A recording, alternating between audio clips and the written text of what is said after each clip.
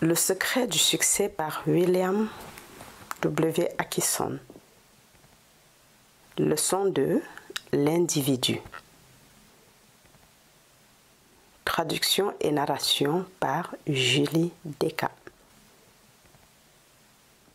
Alors, d'abord, aujourd'hui, on aura ça. Je pensais que je vais le faire par semaine ou tous les 2 semaines, mais je me suis rendu compte que l'individu qui était dans la première leçon, il faudrait au moins comprendre pour pouvoir méditer.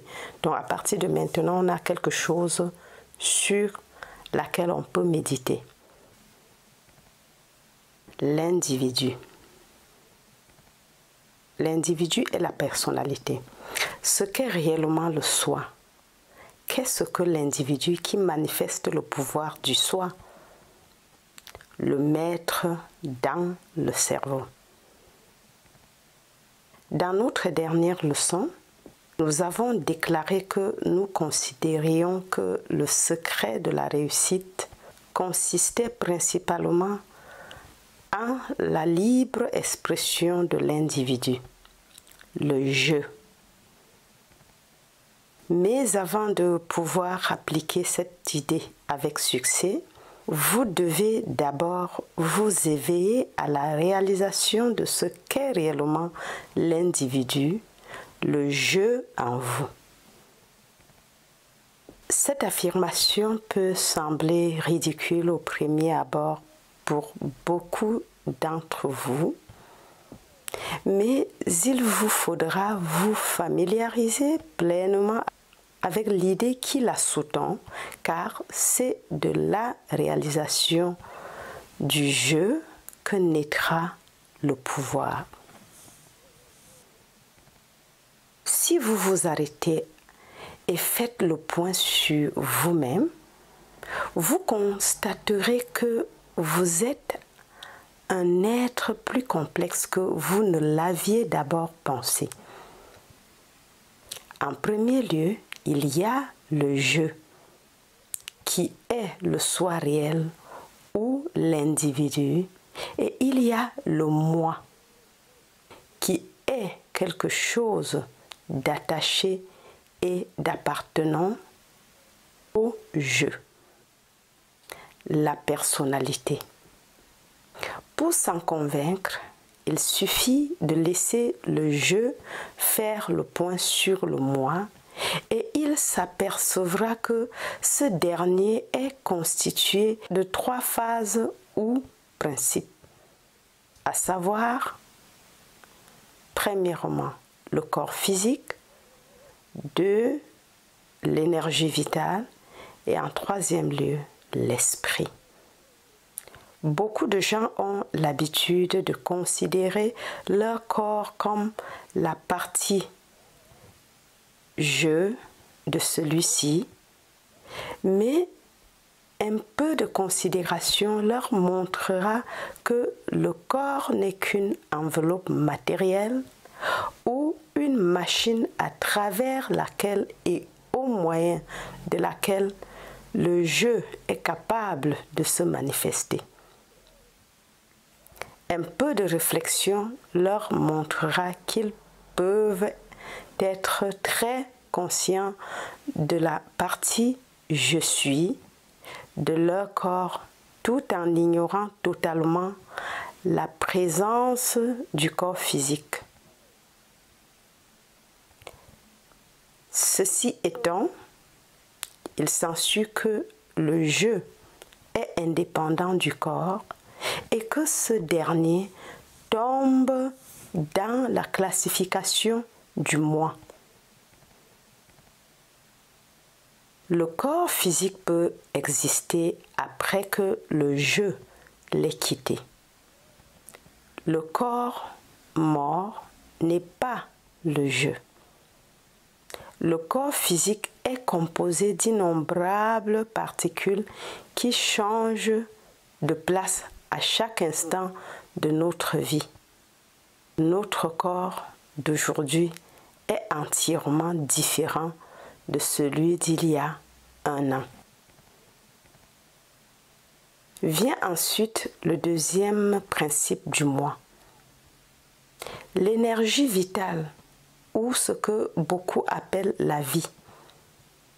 Il est considéré comme indépendant du corps, qu'il énergise, mais il est également transitoire et changeant et peut facilement être considéré comme un élément utilisé pour animer et énergiser le corps, un instrument du jeu et donc un principe du moi.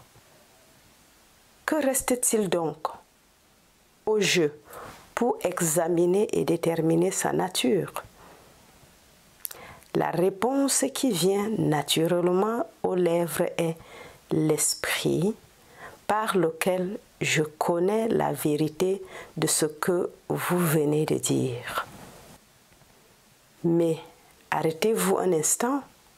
Vous avez dit, en parlant de l'esprit par lequel je sais, n'avez-vous pas, en disant cela, reconnu que l'esprit est une chose à travers laquelle le jeu agit? Réfléchissez un instant. L'esprit, c'est vous.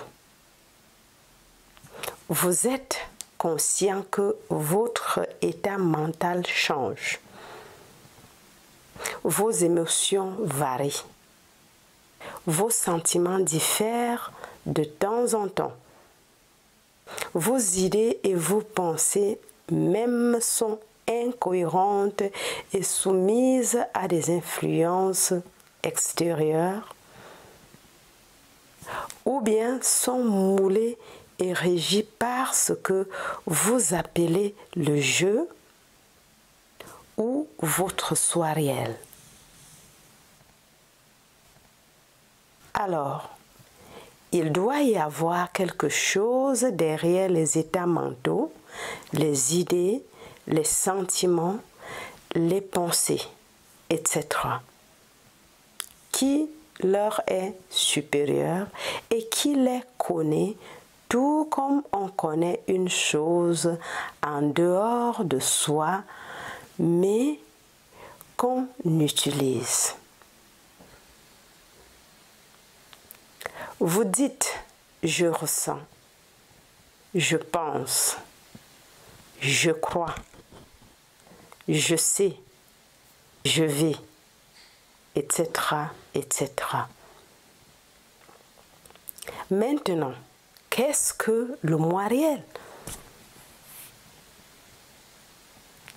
Les états mentaux que vous venez de mentionner ou le jeu qui est le sujet ou la cause réelle des phénomènes mentaux, ce n'est pas l'esprit qui sait, mais le jeu qui utilise l'esprit pour savoir.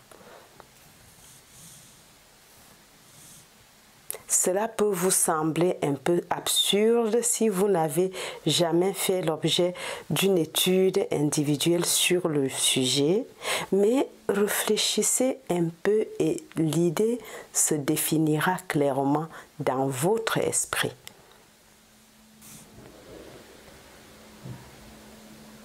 Nous ne vous disons pas ces choses simplement pour vous donner une idée de la métaphysique, de la philosophie ou de la psychologie. Il existe de nombreux livres qui traitent de ces questions en long et en large. Ce n'est donc pas pour cette raison. La vraie raison est qu'avec la réalisation du jeu ou du soi réel, vient un sentiment de puissance qui se manifestera à travers vous et vous rendra fort. C'est vrai. L'éveil à la réalisation du jeu, dans sa clarté et sa vivacité, vous fera ressentir un sentiment d'être et de pouvoir que vous n'avez jamais connu auparavant. Avant de pouvoir exprimer l'individualité, vous devez réaliser que vous êtes un individu. Et vous devez être conscient de ce jeu en vous avant de pouvoir réaliser que vous êtes un individu. Le côté moi de vous est ce qu'on appelle la personnalité, à l'apparence extérieure de vous-même. D'accord? Le côté moi de vous est ce qu'on appelle la personnalité, à l'apparence extérieure de vous-même.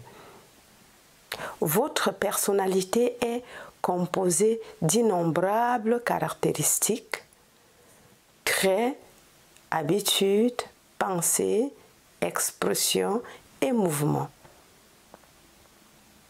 C'est un ensemble de particularités et de traits personnels dont vous avez toujours pensé qu'ils étaient le vrai moi. Mais ce n'est pas le cas.